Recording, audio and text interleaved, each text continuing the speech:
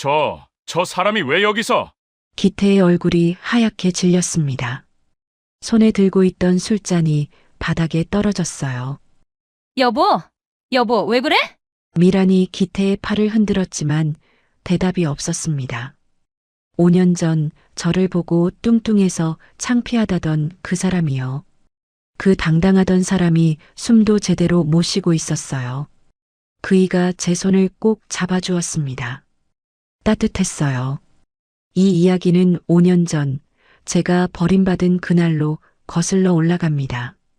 이야기 시작 전 구독과 좋아요 부탁드려요. 따뜻한 마음 댓글로 남겨주시면 매일이 행운으로 깃드시길 기도드리겠습니다. 저는 29에 결혼했어요. 같은 고등학교 동창이었던 기태 씨와요. 키가 크고 말을 잘하고 앞에 나서는 걸 좋아하는 사람이었어요.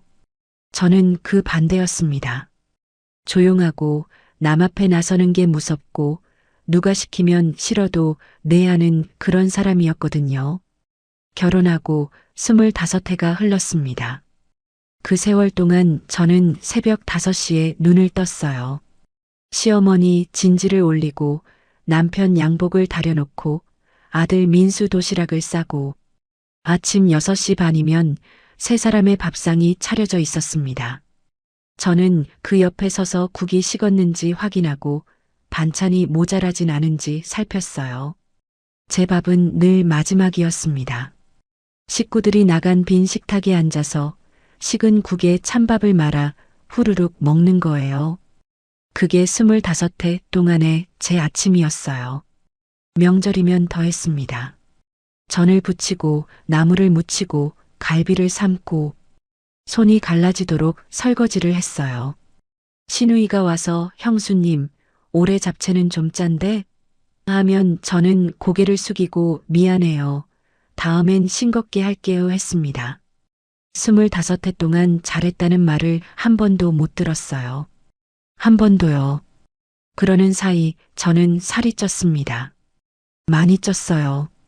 식구들 먹다 남긴 밥을 제가 먹었고 스트레스를 받으면 냉장고 앞에 서서 아무거나 입에 넣었어요. 거울을 볼 시간도 없었고 거울을 보고 싶지도 않았습니다. 어느 순간부터 거울 속에 비친 사람이 낯설었거든요. 턱이 2개가 되었고 팔뚝은 허벅지만 해졌고 배는 앞치마로도 가려지지 않았어요. 알고 있었습니다. 그래도 멈출 수가 없었어요. 새벽 5시에 일어나서 밤 11시에 쓰러지는 사람이 무슨 수로 자기를 돌봅니까? 그날은 평범한 수요일이었어요. 기태 씨가 퇴근하고 들어오더니 식탁에 서류 봉투를 하나 놓았습니다. 밥을 차리려고 앞치마를 두르던 저는 그게 뭔지 몰랐어요. 뭐야, 이거? 봉투를 열었습니다. 이혼 서류였어요. 손끝이 차가워졌습니다. 글자가 눈에 들어오지 않았어요. 이혼이라는 2글자만 시커멓게 박혀서 나머지가 다 하얘졌습니다. 기태 씨, 이게 무슨... 기태 씨는 넥타이를 풀면서 소파에 앉았어요. 저를 쳐다보지도 않았습니다. 솔직히 말할게. 그리고 이렇게 말했어요. 순영아, 넌 밖에 데리고 나가기 창피해. 심장이 멈추는 줄 알았습니다. 거래처 모임에 부부 동반이래. 근데 널 데려가면 사람들이 뭐라고 생각하겠어. 살은 살대로 찌고 옷은 맨날 그 모양이고. 기태 씨가 처음으로 저를 똑바로 봤어요. 그 눈빛은 차가웠습니다. 25해를 같이 산 사람의 눈이 아니었어요. 나도 체면이 있어. 저는 아무 말도 할 수 없었습니다. 앞치마를 쥔 손만 부들부들 떨리고 있었어요. 반박하고 싶었습니다. 당신이 사업한다고 친정 돈 가져왔을 때 누가 아버지한테 빌었는데, 당신이 접대한다고 새벽 2시에 들어올 때 누가 문 앞에서 기다렸는데, 당신 아들 키우느라, 당신 어머니 모시느라 내 인생 통째로 갖다 바쳤는데, 하지만 입이 열리지 않았어요. 25해 동안 내만 해온 사람은 정작 아니오를 말하는 법을 몰랐거든요. 나중에 알았습니다. 기태 씨에게 다른 여자가 있었어요. 미란이라는 여자. 10살이 어리고 날씬하고 화려한 사람이었습니다. 기태 씨가 저를 버린 건 제가 뚱뚱해서가 아니었어요. 새 여자한테 갈 핑계가 필요했던 겁니다. 뚱뚱해서 창피하다는 말은 자기가 바람핀 걸 제 탓으로 돌리는 가장 쉬운 방법이었던 거예요. 그걸 알면서도 아팠습니다. 아니, 알았기 때문에 더 아팠어요. 이혼 도장을 찍던 날 아들 민수한테 전화를 했어요. 민수야, 엄마 아빠 이혼하게 됐어. 한참 동안 침묵이 흘렀습니다. 엄마 아빠 말도 일리가 있어. 숨이 멎었어요. 좀 관리하지 그랬어. 엄마가 너무 안 꾸미니까 아빠가 밖에서 체면이 없었겠지. 전화를 끊고 저는 바닥에 주저앉았습니다. 소리 없이 울었어요. 눈물이 턱을 타고 목까지 흘러내렸습니다. 25회를 바쳤는데 새벽마다 도시락을 싸고 학원비를 아끼려고 제 옷 한 벌 못 사고 아이 아플 때 밤새 안고 병원에 달려갔는데 돌아온 말이 좀 관리하지 그랬어였습니다. 그날 밤 짐을 싸서 나왔어요. 여행용 캐리어 하나. 그게 전부였습니다. 원룸 보증금은 친구 정희가 빌려줬어요. 정희가 현관문을 열어주면서 저를 한번 안아주었습니다. 순영아, 울어. 실컷 울어. 정희 어깨에 얼굴을 묻고 울었어요. 그날 밤 세상에 저를 안아주는 사람은 정희뿐이었습니다. 혼자 된 뒤 2년을 거의 죽은 사람처럼 살았어요. 하루 종일 원룸 바닥에 누워 천장만 봤습니다. 밥을 해먹을 힘도 없었어요. 편의점 삼각김밥으로 끼니를 때우다가 그것마저 귀찮으면 굶었습니다. 기태 씨는 이혼 3달 만에 미란이랑 재혼했더라고요. 인터넷에서 우연히 봤어요. 둘이 나란히 웃고 있는 사진. 기태 씨가 저한테는 한 번도 짓지 않았던 표정을 하고 있었습니다. 손이 떨려서 핸드폰을 떨어뜨렸어요. 화면이 깨졌는데 고칠 돈이 없었습니다. 깨진 화면으로 석 달을 더 썼어요. 민수한테서는 연락이 없었습니다.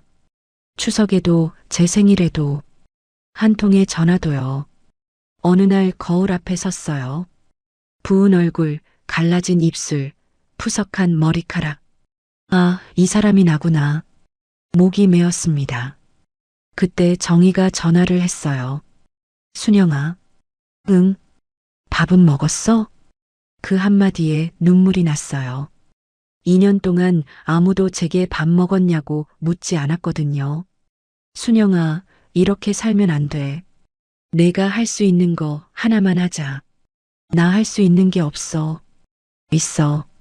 내가 밥을 얼마나 잘하는데. 반찬 가게 하나 차리자. 내가 도와줄게. 저는 한참을 울었습니다. 그리고 처음으로 내가 아닌 말을 했어요. 해볼게. 그게 제 2번째 인생의 시작이었습니다.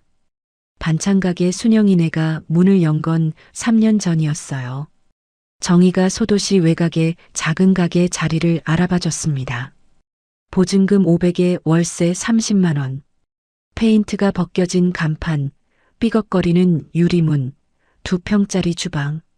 그게 저한테 주어진 전부였어요. 첫날 간판을 걸었습니다. 순영이네 반찬이라고 직접 매직으로 쓴 종이를 코팅해서 붙였어요. 정희가 옆에서 사진을 찍어줬습니다. 야, 사장님 멋있다. 저는 웃지 못했어요. 거울에 비친 제 모습이 한심했거든요. 꽉 끼는 앞치마, 부은 얼굴, 땀에 젖은 파마 머리. 이런 내가 장사를 할 수 있을까? 손님이 오기나 할까? 첫 달 매출은 47만 원이었습니다. 월세도 못 냈어요. 그래도 멈추지 않았습니다. 새벽 4시에 시장에 가서 제일 싼 재료를 골랐어요. 된장찌개, 김치찌개, 제육볶음, 멸치볶음. 25회 동안 식구들 먹인 솜씨가 제 전부였으니까요. 3달이 지나니까 단골이 하나둘 생기기 시작했어요. 여기 된장찌개 맛있다 소문이 돌았습니다. 6달이 지나니까 점심시간에 줄이 섰어요. 1년이 지나니까 월세를 내고도 돈이 남았습니다. 저도 달라지기 시작했어요. 매일 새벽에 시장을 걸었습니다. 무거운 장바구니를 들고 왕복 40분을 걸었어요. 가게에서는 하루 종일 서서 움직였고요. 밥을 아무렇게나 먹던 습관도 바뀌었습니다. 손님한테 내놓는 반찬을 저도 똑같이 먹었어요. 제대로 된 밥을 제 시간에 앉아서 살이 빠지기 시작한 건 가게를 연 지 1년쯤 됐을 때였어요. 일부러 뺀 게 아닙니다. 제 인생을 살기 시작하니까 몸이 따라온 거예요. 2년이 지나자 사람들이 저를 못 알아봤습니다. 시장 아주머니가 아이고 세 분이세요? 했어요. 정희는 제 얼굴을 한참 들여다보더니 야, 너 원래 이렇게 예뻤어? 하면서 눈이 동그래졌습니다. 저는 웃었어요. 거울을 봐도 아직 실감이 안 났거든요. 살이 빠지니까 감춰져 있던 이목구비가 드러났어요. 어머니를 닮은 큰 눈, 또렷한 콧날, 갸름한 턱선. 25해 동안 살 속에 묻혀 있었던 얼굴이 나온 겁니다. 파마를 풀고 자연스럽게 기르니까 머릿결도 살아났어요. 하지만 가장 많이 변한 건 눈빛이었습니다. 기태 씨한테 시달리던 시절의 눈은 늘 바닥을 보고 있었어요. 누가 쳐다보면 피하고 고개를 숙이고 자기를 감추려고만 했습니다. 지금은 달랐어요. 가게를 열고 손님을 맡고 제 돈을 벌고 그러다 보니 제 눈이 사람을 똑바로 보게 된 거예요. 정희가 말했습니다. 순영아, 너 지금이 제일 예쁘다. 진짜야. 저는 손사래를 쳤어요. 무슨 소리야. 나이 50 넘은 아줌마가. 그때까지만 해도 저는 제가 예쁜 줄 몰랐습니다. 그 사람이 처음 온 건 가게를 연 지 2년 반쯤 됐을 때였어요. 점심시간이 끝나고 한산해진 오후 2시. 문이 열리면서 키가 큰 남자가 들어왔습니다. 회색 점퍼에 면바지. 머리는 짧고 반백이 섞여 있었어요. 얼굴은 무뚝뚝했습니다. 눈매가 깊고 입을 꽉 다물고 있었어요. 웃는 건지 화난 건지 알 수가 없는 표정이었거든요. 여기 뭐가 맛있어요? 목소리가 낮고 굵었습니다. 된장찌개가 제일 잘 나가요. 그거 주세요. 그게 전부였어요. 앉아서 묵묵히 먹고 잘 먹었습니다. 한마디를 하고 나갔습니다. 다음 날도 왔어요. 그 다음 날도요. 매일 같은 시간, 오후 2시. 매일 같은 자리, 창가 구석.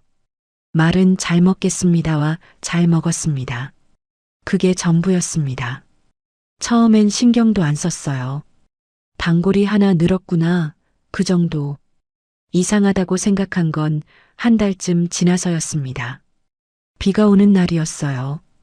그 사람이 먹고 간 자리에 접힌 우산이 놓여 있었습니다. 손님, 우산 두고 가셨어요.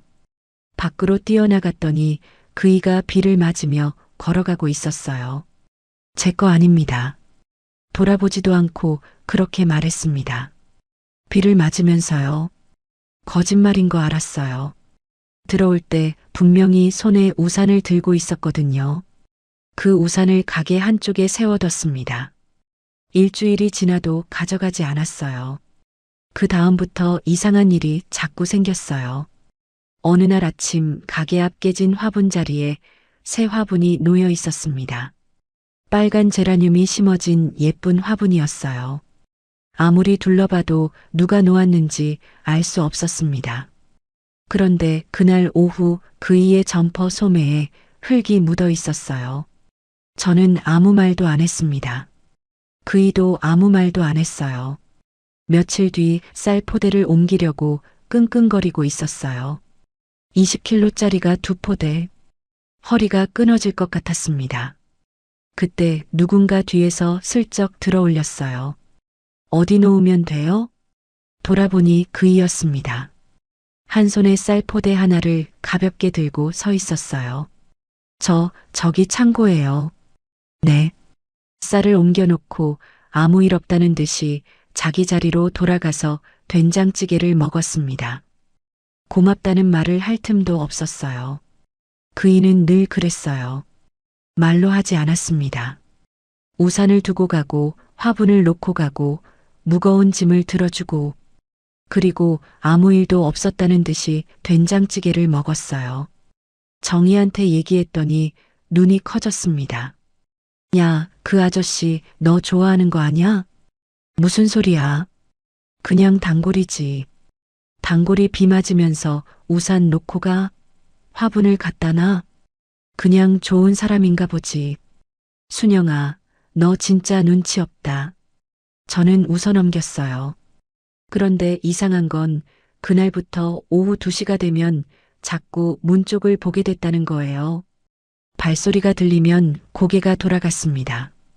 그이가 문을 열고 들어오면 괜히 마음이 놓였어요. 안 오는 날은 불안했습니다. 그게 뭔지 저는 몰랐어요. 아니, 알면서도 모른 척 했던 거예요. 나이 54세, 반찬 가게나 하는 제가 설레면 안 된다고 생각했거든요. 그이의 이름을 알게 된 건 우연이었어요. 가게 문을 닫을 시간이었습니다.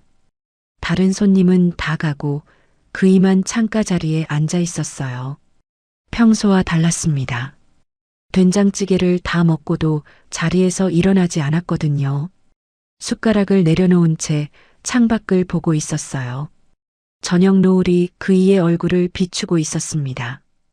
그 옆모습이 좀 외로워 보였어요. 저도 모르게 보리차를 한 잔 따라서 가져다 줬습니다. 손님, 차 한 잔 드세요. 그이가 고개를 돌렸어요. 눈이 살짝 커졌습니다. 놀란 것 같았어요. 아무도 자기한테 그런 걸 해준 적이 없다는 표정이었습니다. 고맙습니다. 저는 맞은편에 앉았어요. 왜 앉았는지 모르겠습니다. 그냥 발이 그리로 갔어요. 잠깐 침묵이 흘렀습니다. 어색하지 않은 침묵이었어요. 이상하게도 손님 매일 오시는데 성함도 모르네요. 그이가 보리차를 한 모금 마시고 말했습니다. 이재호입니다. 저는 박순영이에요. 압니다. 제가 놀랐어요. 어떻게요? 간판에 써 있으니까. 그이가 그렇게 말하면서 처음으로 입꼬리가 살짝 올라갔습니다. 웃은 건지 아닌지 모를 정도로 미미한 변화였어요. 그런데 가슴이 뛰었습니다. 그날 이후로 폐점 시간에 보리차가 습관이 됐어요. 다른 손님이 빠지면 그이는 자리에 남았습니다. 저는 보리차 2잔을 들고 맞은편에 앉았어요. 그게 자연스러워진 거예요. 처음에는 말이 별로 없었어요. 그이는 원래 말수가 적은 사람이었거든요. 오늘 날씨 좋네요. 네. 제육볶음 괜찮았어요? 맛있었습니다. 그 정도가 전부였어요. 그런데 이상하게 불편하지 않았습니다. 침묵이 무겁지 않았어요. 같은 공간에 있다는 것만으로 따뜻한 느낌이었거든요. 2주쯤 지나서 그이가 먼저 말을 꺼냈어요. 그날은 비가 왔습니다. 빗소리가 가게 지붕을 두드리고 있었어요. 순영 씨, 처음으로 제 이름을 불렀습니다. 심장이 쿵 했어요. 네. 아내를 10년 전에 보냈습니다. 저는 보리차 잔을 내려놓았어요. 암이었어요. 3년을 싸웠는데 안 됐습니다. 그이의 목소리는 담담했어요. 하지만 보리차를 감싼 손가락 끝이 살짝 떨리고 있었습니다. 저는 그걸 봤어요. 그 뒤로 혼자 밥을 먹는 게 제일 힘들었습니다. 잠깐 멈췄어요. 누가 해준 밥을 먹는 게 이렇게 좋은 건지 여기 와서 처음 알았어요. 코끝이 찡했습니다. 저도 그랬으니까요. 2년 동안 혼자 삼각김밥을 먹던 시절이 떠올랐어요. 저도요. 제 입에서 그 말이 나왔습니다. 저도 혼자 밥 먹는 게 제일 힘들었어요. 그이가 저를 봤어요. 깊은 눈이 부드러워졌습니다. 아주 잠깐이었지만 저는 분명히 봤어요. 그 눈빛에 제가 있었습니다. 그날부터 대화가 조금씩 길어졌어요. 그이가 이 동네 출신이라는 걸 알았습니다. 어릴 때 떠나서 서울에서 오래 살았대요. 은퇴하고 고향으로 돌아왔다고 했어요. 서울에선 뭐 하셨어요? 회사 다녔습니다. 그게 전부였어요. 더 묻지 않았습니다. 그이가 말하고 싶을 때 말하면 되니까요. 대신 다른 이야기를 했어요. 좋아하는 음식, 계절, 날씨, 별것 아닌 이야기들이었습니다. 그이가 고등어 구이를 좋아한다는 걸 알았어요. 다음날 메뉴에 고등어 구이를 넣었습니다. 그이가 다 먹고 한마디 했어요. 오늘 고등어 좋았습니다. 그 한마디에 하루가 좋아졌어요. 이상하죠? 고등어 한 마리에 하루가 좌우되다니. 산책이 시작된 건 어느 저녁이었어요. 가게 문을 닫고 나오니까 그이가 밖에 서 있었습니다. 면바지에 점퍼, 손을 주머니에 넣고 순영 씨, 어디로 가요? 집이요. 걸어서 15분이에요. 바래다 줄까요? 가슴이 두근거렸습니다. 입술이 바짝 말랐어요. 괜찮아요, 가까운데. 가깝더라도. 그이가 먼저 걸었어요. 자연스럽게 제 옆에 나란히 섰습니다. 첫 산책은 아무 말도 없었어요. 나란히 걸었을 뿐입니다. 그런데 그이가 보폭을 제게 맞추고 있다는 걸 알았어요. 키가 한 뼘은 더 큰 사람이 저와 같은 속도로 걸었거든요. 목이 메었습니다. 기태 씨는 늘 앞서 걸었어요. 빨리 좀 와 하면서요. 나란히 걸어주는 사람이 이 세상에 있구나. 그날부터 산책이 일상이 됐어요. 매일 저녁 30분. 특별한 말을 하지 않았습니다. 오늘 날씨가 좋다. 저쪽 은행나무가 노래졌다. 그런 이야기. 그이는 주로 듣는 쪽이었어요. 가끔 그렇네요 하고 맞장구를 쳤습니다. 그이 옆에서 걸으면 이상하게 숨이 편했어요. 오래간만에 깊은 숨을 쉴 수 있었습니다. 그런데 어느 날 밤 집에 돌아와서 거울 앞에 섰어요. 거울 속에 비친 제 얼굴에 생기가 돌아 있었습니다. 볼이 살짝 상기되어 있었어요. 설레고 있구나. 알아차린 순간 겁이 났습니다. 기태 씨의 목소리가 머릿속에서 울렸어요. 넌 밖에 데리고 나가기 창피해. 거울 속 제가 예뻐 보인 건 착각일지도 모른다고 생각했습니다. 재호 씨가 잘해주는 것도 그냥 성격이 좋아서일 수 있다고. 나 같은 사람을 누가 좋아하겠어. 며칠 동안 일부러 거리를 뒀어요. 폐점 시간에 보리차를 안 가져다 줬습니다. 그이가 자리에 남아 있었지만 저는 설거지를 하는 척 했어요. 산책도 거절했습니다. 재호 씨, 바래다 주시는 거 이제 안 하셔도 돼요. 그이가 멈췄어요. 한참 동안 아무 말이 없었습니다. 싫으면 안 하겠습니다. 돌아서려는 그이의 등이 보였어요. 넓은 어깨가 처음으로 작아 보였습니다. 그 순간 입이 열렸어요. 싫은 게 아니라요. 그이가 멈췄습니다. 제가 부담될까 봐요. 재호 씨한테. 한참 만에 그이가 돌아봤어요. 눈이 부드러웠습니다. 화가 난 게 아니었어요. 부담은 순영 씨가 정하는 게 아닙니다. 그리고 다시 제 옆에 섰어요. 아무 일도 없었다는 듯이 걸었습니다. 나란히. 그날 집에 돌아와서 저는 한참을 울었어요. 슬퍼서가 아니었습니다. 25해 동안 내만 했던 제가 처음으로 싫은 게 아니라요라고 말했거든요. 그리고 그 사람은 떠나지 않았습니다. 동창의 소식은 정희한테서 왔어요. 토요일 아침이었습니다. 가게 오픈 준비를 하고 있는데 정희가 전화를 했어요. 목소리가 들떠 있었습니다. 순영아, 이번 달 말에 30년 동창회야. 너도 와. 손에 들고 있던 국자를 놓을 뻔했어요. 동창회? 응. 이번엔 좀 크게 한대. 호텔 연회장 빌렸어. 심장이 싸늘해졌습니다. 동창회라는 세 글자가 머릿속에서 다른 글자로 바뀌었거든요. 기태, 나 안 가. 왜? 왜긴. 거기 그 사람도 오잖아. 정희가 한숨을 쉬었어요.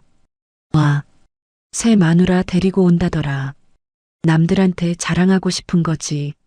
속이 울렁거렸습니다. 5년이 지났는데도 그 이름만 들으면 위가 쪼그라드는 것 같았어요. 그러니까 더 안 가. 그 꼴을 왜 봐? 순영아. 정희 목소리가 단단해졌습니다. 내가 안 가면 걔가 이긴 거야. 넌 지금 가게도 잘 되고 예뻐지고 혼자 잘 살고 있잖아. 왜 숨어? 내가 부끄러울 게 뭐가 있는데. 목이 메었어요. 정희 말이 맞다는 건 알았습니다. 머리로는요. 그런데 가슴이 안 됐어요. 그 사람 앞에 서면 다시 그때로 돌아갈 것 같았거든요. 뚱뚱하고 비참하고 아무것도 아닌 사람으로. 생각해 볼게. 그렇게 전화를 끊었습니다. 그날 하루 종일 손에 힘이 없었어요. 재호 씨한테 동창의 이야기를 꺼낸 건 며칠 뒤 산책 때였어요. 말하려고 한 건 아니었습니다. 그런데 나란히 걷다 보니까 자꾸 입이 근질거렸어요. 이상하죠. 누구한테도 말 못하는 걸 이 사람한테는 말하고 싶었으니까요. 은행나무 아래를 지나고 있었어요. 노란 잎이 하나 떨어져서 제 어깨에 내려앉았습니다. 그이가 아무 말 없이 손을 뻗어서 그 잎을 집어줬어요. 그 손이 제 어깨를 스칠 때 심장이 뛰었습니다. 재호 씨? 네. 저 고등학교 동창회가 있대요. 그래요? 근데 안 갈까 봐요. 그이가 저를 봤어요. 깊은 눈이 물음표를 띄우고 있었습니다. 저는 한참을 망설였어요. 그리고 처음으로 그 이야기를 했습니다. 전 남편이 올 것 같아서요. 그이의 걸음이 살짝 느려졌어요. 이혼할 때 저보고 그랬어요. 뚱뚱해서 창피하다고. 말을 하는데 목소리가 떨렸습니다. 5년이 지났는데도 그 말은 여전히 가시처럼 박혀 있었거든요. 그 사람 앞에 서면 다시 그때로 돌아갈 것 같아요. 아무것도 아닌 사람으로. 눈물이 볼을 타고 흘렀어요. 창피했습니다. 이 나이에 남자 앞에서 울다니. 고개를 숙였어요. 그이가 멈췄습니다. 저도 멈췄어요. 한참 동안 아무 말이 없었습니다. 바람이 불었어요. 은행잎이 우수수 떨어졌습니다. 그이가 입을 열었어요. 같이 갑시다. 고개를 들었습니다. 네. 동창회. 같이 갑시다. 재호 씨가요? 왜요? 혼자 가면 힘드니까. 그이가 저를 똑바로 봤어요. 깊은 눈이 흔들림 없이 저를 보고 있었습니다. 옆에 있어 드리겠습니다. 가슴이 터질 것 같았어요. 하지만 저는 재호 씨 옆에 서기에 말을 잇지 못했습니다. 부족하다는 말이 목에 걸렸거든요. 그이가 한 발 다가왔어요. 가로등 불빛이 그이의 얼굴을 비추고 있었습니다. 부드러운 눈, 단단한 턱선, 그 사이에 있는 따뜻함. 순영 씨는 어디 가서든 부끄러울 사람이 아닙니다. 눈물이 쏟아졌어요. 5년 만에 처음이었습니다. 제가 괜찮은 사람일 수도 있다고 느낀 게 기태 씨는 25년 동안 한 번도 저한테 그런 말을 해준 적이 없었어요. 이 사람은 석 달 만에 해줬습니다. 말이 아니라 눈빛으로, 걸음으로, 된장찌개를 매일 먹으러 오는 것으로, 그리고 지금 이 한마디로 저는 고개를 끄덕였어요. 울면서요. 네, 같이 가요. 동창회 이틀 전 정희가 집에 왔어요. 자, 옷 골라야지. 옷장을 열었습니다. 정희가 옷을 하나하나 꺼내보더니 고개를 저었어요. 이건 너무 수수해. 이건 색이 안 맞아. 이건 뭐야, 할머니 옷이야? 나 옷이 그렇게 없어. 알았어. 내가 하나 가져왔어. 정희가 큰 종이백을 내밀었습니다. 안에서 크림색 캐시미어 코트가 나왔어요. 이거 나한테 좀 큰데 너한테 딱일 거야. 안에 이 블라우스 받쳐 입어. 버건디색 실크 블라우스였어요. 제가 평소에 절대 안 입을 색이었습니다. 이게 나한테 맞겠어? 입어봐. 거울 앞에 섰습니다. 크림색 코트 안에 버건디 블라우스. 정희가 제 어깨를 잡고 돌렸어요. 봐. 거울 속에 낯선 사람이 서 있었어요. 아니, 낯선 사람이 아니었습니다. 그냥 제가 한 번도 본 적 없는 저였어요. 순영아, 너 진짜 예쁘다. 정희 눈에 눈물이 글썽거렸어요. 5년 전에 원룸 현관에서 울던 내가 지금 이렇게 됐어. 내가 더 감격이야. 저도 울었습니다. 정희를 안으면서요. 정희야, 고마워. 고맙긴. 가서 그 나쁜 놈 기 팍 죽여버려. 웃었어요. 울면서. 동창회 당일 아침이었어요. 거울 앞에서 옷을 다 입고 서 있는데 손이 떨렸습니다. 코트 단추를 잠그는데 3번이나 실패했어요. 괜찮아. 괜찮아. 재호 씨가 옆에 있잖아. 속으로 10번쯤 되뇌었습니다. 초인종이 울렸어요. 문을 열었습니다. 재호 씨가 서 있었어요. 평소의 회색 점퍼가 아니었습니다. 짙은 차콜색 울 블레이저에 하늘색 셔츠, 단정하게 다듬은 머리, 늘 무뚝뚝하던 얼굴이 오늘은 조금, 아주 조금 긴장된 것처럼 보였어요. 그이가 저를 봤습니다. 멈췄어요. 말이 없었어요. 그냥 저를 보고 있었습니다. 왜요? 이상해요? 자신이 없어서 물었어요. 그이가 고개를 살짝 저었습니다. 아니요. 잠깐 멈췄어요. 예쁩니다. 귀까지 빨개진 예순한 살의 남자. 고개를 돌리면서 헛기침을 했어요. 저도 귀가 뜨거워졌습니다. 54살에 예쁘다는 말을 들을 줄이야. 그이가 손을 내밀었어요. 갑시다. 저는 그 손을 잡았습니다. 크고 거칠고 따뜻한 손이었어요. 현관문을 나서면서 생각했습니다. 이 손을 잡고 들어가면 된다. 이 사람이 옆에 있으면 괜찮다. 심장이 뛰었어요. 두렵기도 하고 설레기도 하고 5년 만에 처음으로 그 세계로 돌아가는 거였습니다. 하지만 이번에는 혼자가 아니었어요. 호텔 로비에 들어서는 순간 다리가 굳었어요. 사람들이 많았습니다. 웃음소리, 인사하는 소리, 와인잔 부딪히는 소리. 30년 만에 모인 사람들이 저마다 반갑다고 소란을 피우고 있었어요. 저는 입구에서 한 발짝도 못 떼었습니다. 숨이 막혔어요. 갑자기 이 옷이 저한테 과분한 것 같았습니다. 크림색 코트가 무겁게 느껴졌어요. 여기 있으면 안 되는 사람이 잘못 들어온 것 같았거든요. 그때 그이가 제 손을 잡았어요. 꽉 들어갑시다. 낮고 단단한 목소리였습니다. 따뜻한 손이었어요. 그 손을 잡고 한 발을 내디뎠습니다. 연회장 안으로 들어가니까 분위기가 화려했어요. 둥근 테이블마다 흰 테이블보가 깔려 있고 천장에서 샹들리에가 금빛을 뿌리고 있었습니다. 구석에서 피아노 연주가 흘러나왔어요. 순영아, 정희가 달려왔습니다. 왔구나. 어머, 이 옷 완전 잘 어울린다. 정희가 재호 씨를 올려다봤어요. 이분이 같이 온 사람이에요. 정희가 재호 씨한테 살짝 고개를 숙였습니다. 재호 씨도 묵묵히 목례를 했어요. 정희가 저한테 눈을 크게 뜨며 입모양으로 말했어요. 대박. 저는 얼굴이 화끈거렸습니다. 동창들이 저를 알아봤어요. 순영이 아냐? 맞아. 세상에 완전 달라졌다. 뭐 했어? 10살은 젊어 보인다. 저는 어색하게 웃었어요. 칭찬을 받아본 적이 없어서 어떻게 반응해야 할지 몰랐거든요. 재호 씨는 제 옆에서 조용히 서 있었습니다. 말을 섞지 않았어요.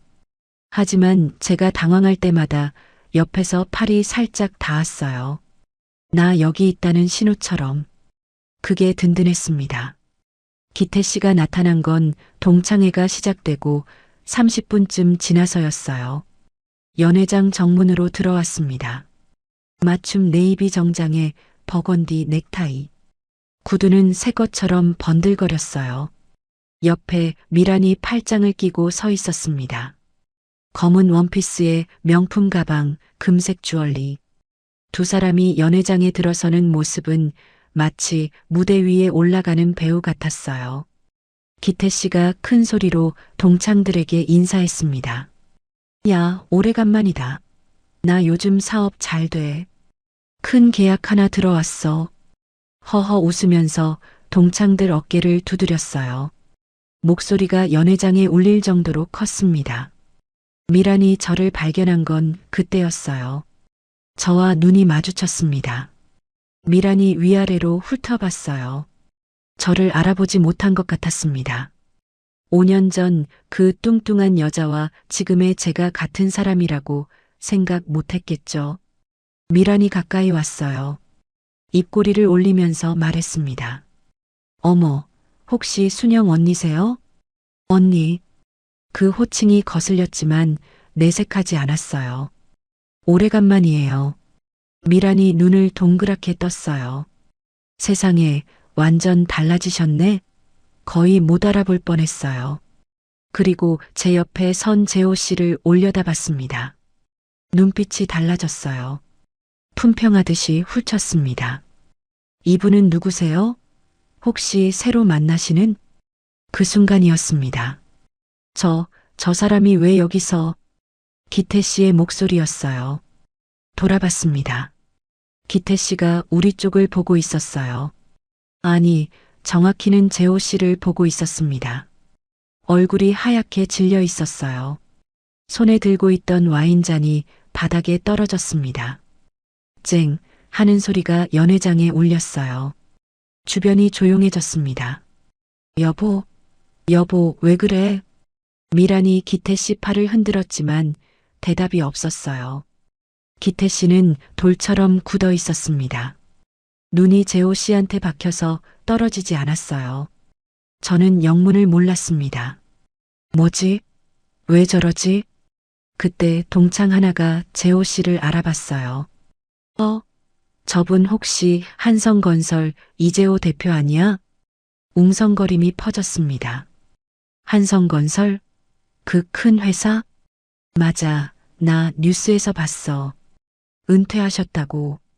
대기업 오너가 왜 여기에? 귀를 의심했어요. 한성건설. 그 이름은 저도 알았습니다.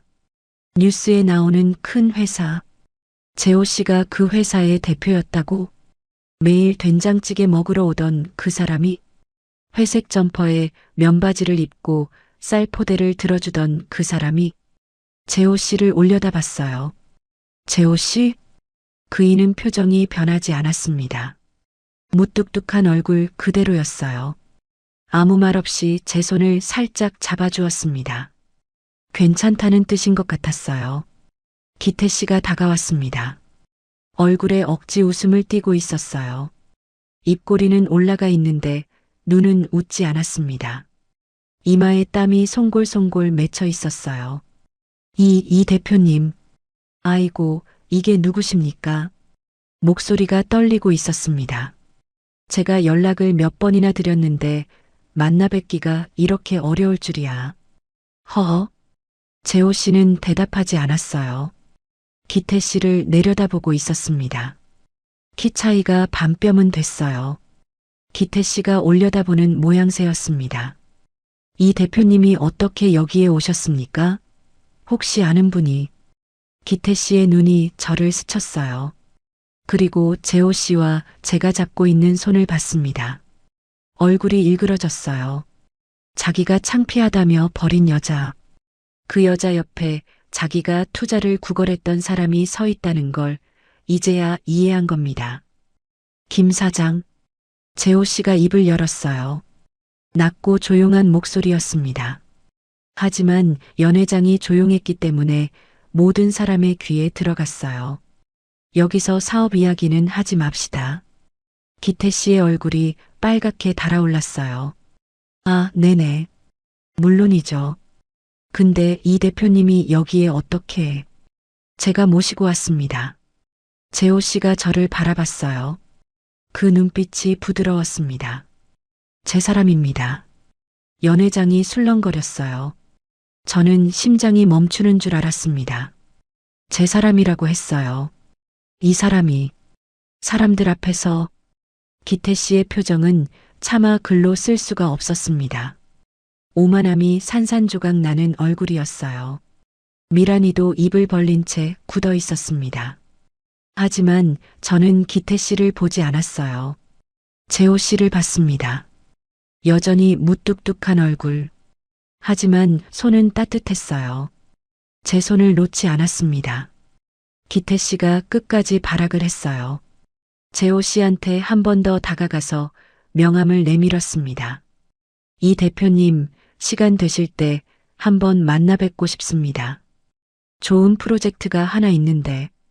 재호 씨가 명함을 받지 않았어요. 주머니에 손을 넣은 채 기태 씨를 봤습니다. 김 사장, 한 가지만 말하겠습니다.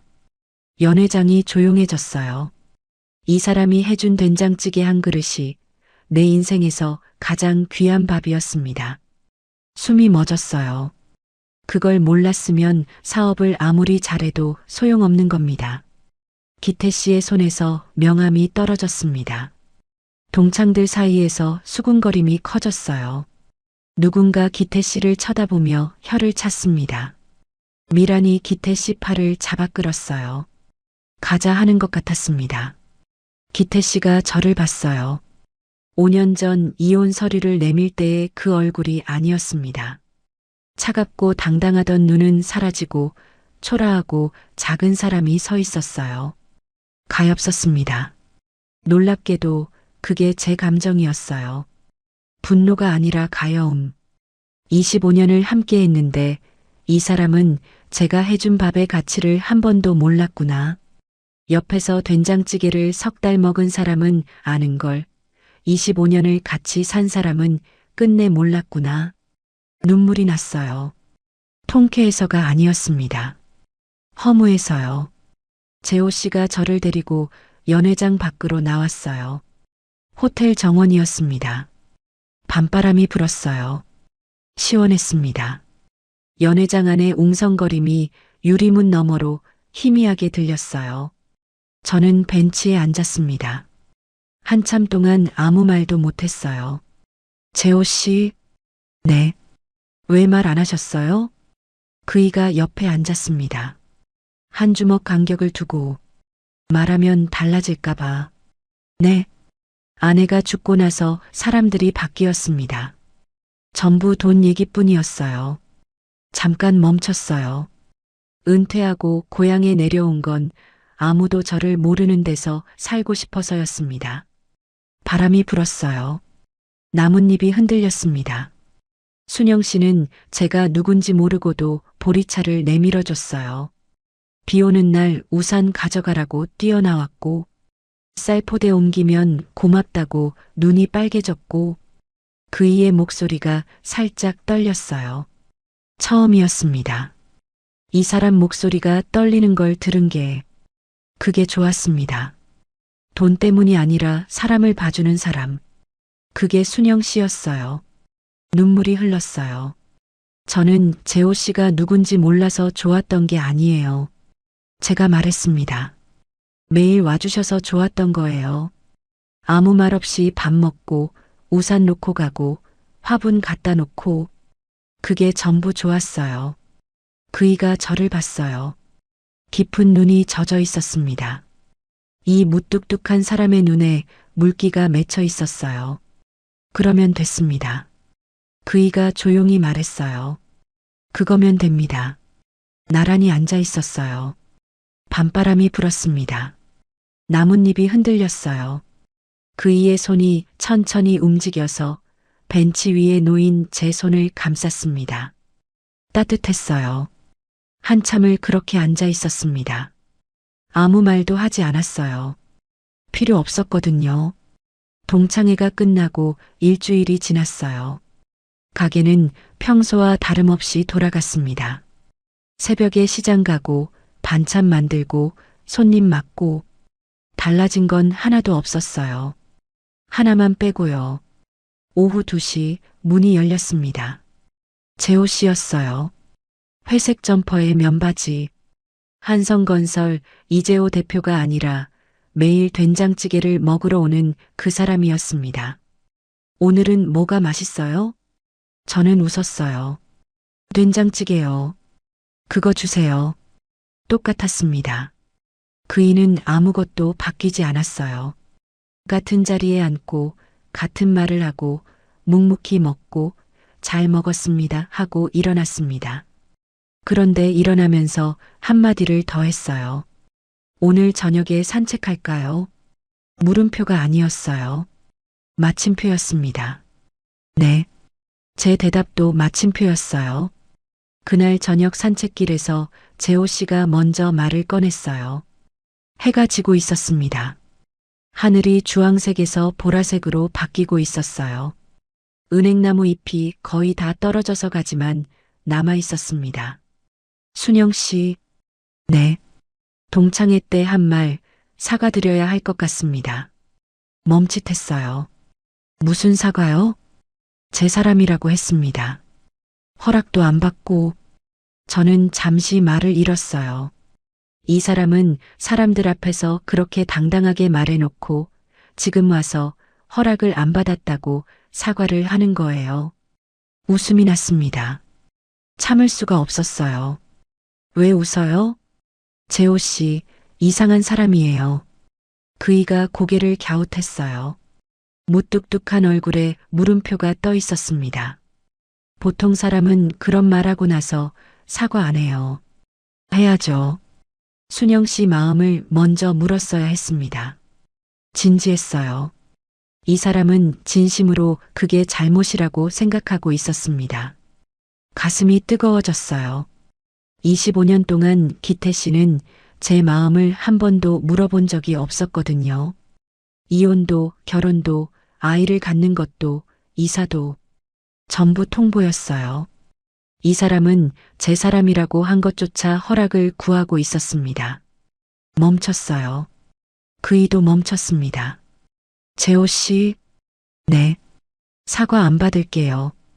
그이의 눈이 살짝 커졌어요. 왜요? 사과할 일이 아니니까요. 가로등 아래에서 그이를 올려다봤어요.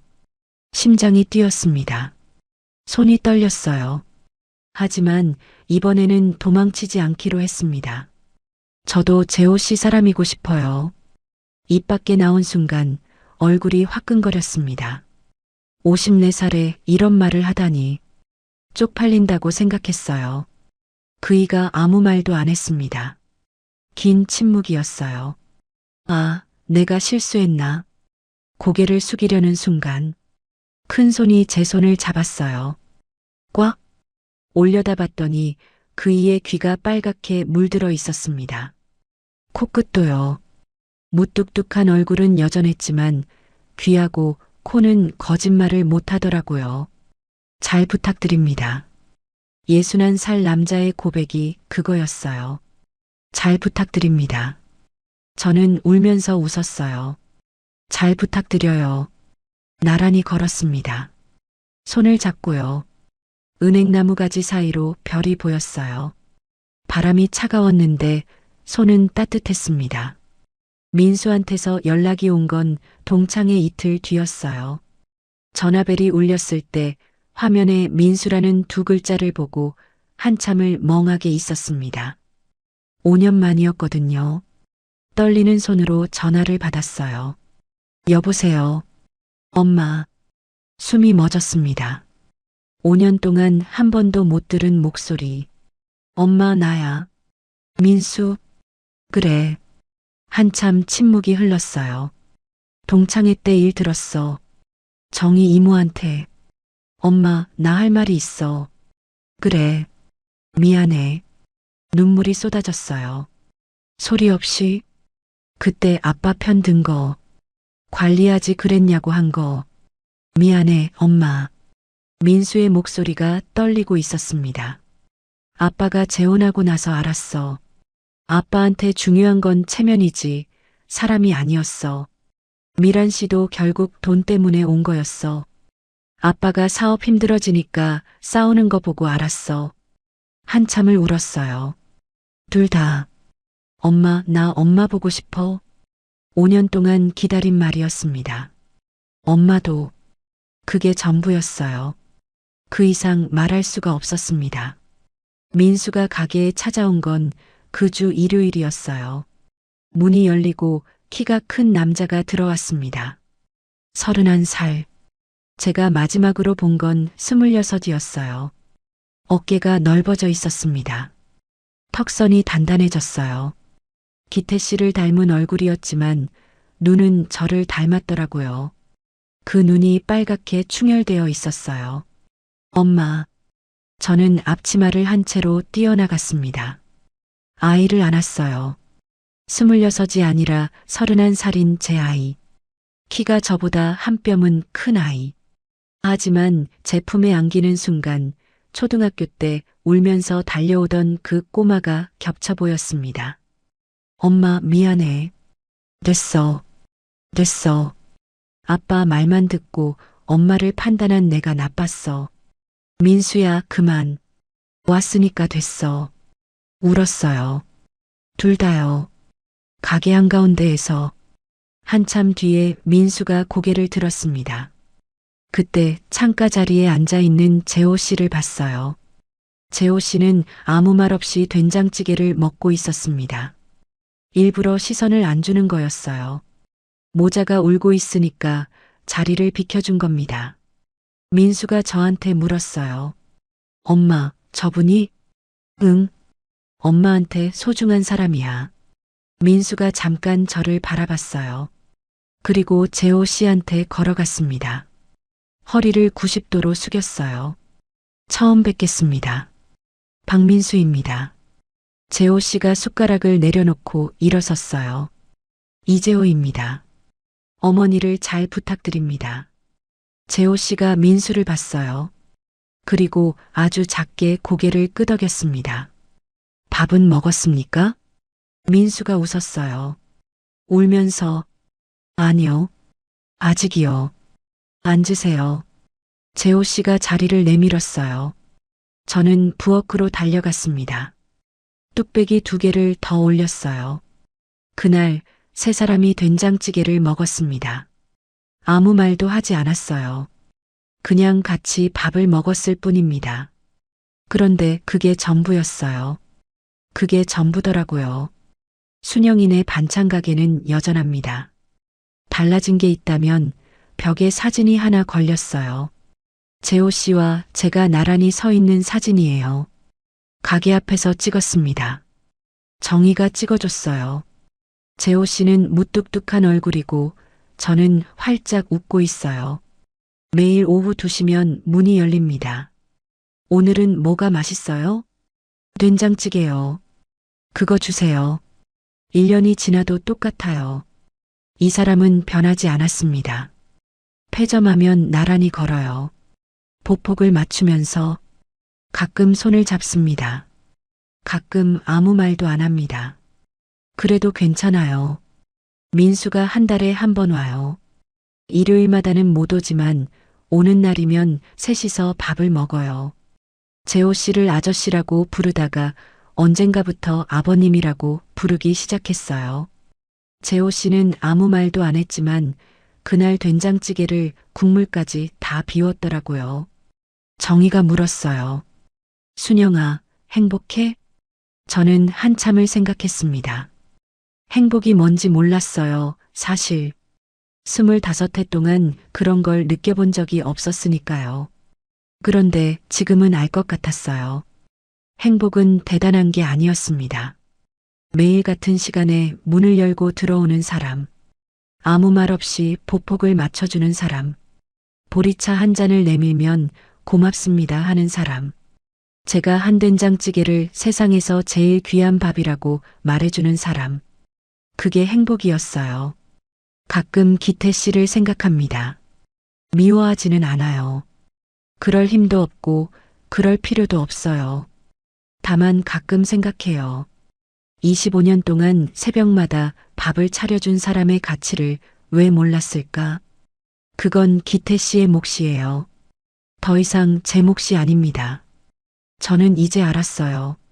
뚱뚱해서 창피하다는 말에 5년을 아파했는데 그 말이 거짓말이었다는 걸.